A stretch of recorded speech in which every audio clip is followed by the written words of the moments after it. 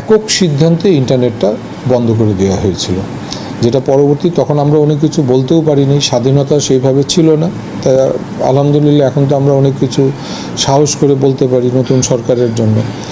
প্রথমত হচ্ছে কি, দেশের বাইরে থেকে যে ইন্টারনেট ব্যান্ডউইথটা আসে সাবমেরিন কেবলের মাধ্যমে। তো সাবমেরিন কেবলের মাধ্যমে আমাদের দুইটা submarine cable operator, submarine cable operator একটা, কিন্তু দুইটা সাবমেরিন কেবল। একটা ল্যান্ডিং স্টেশন হচ্ছিল গিয়ে কক্সবাজারে CME-4, আর দ্বিতীয়টা হচ্ছিল গিয়ে কুয়াকাটাতে CME-5, যেটা অপারেটর হচ্ছিল গিয়ে BSCCL, Bangladesh submarine cable company limited.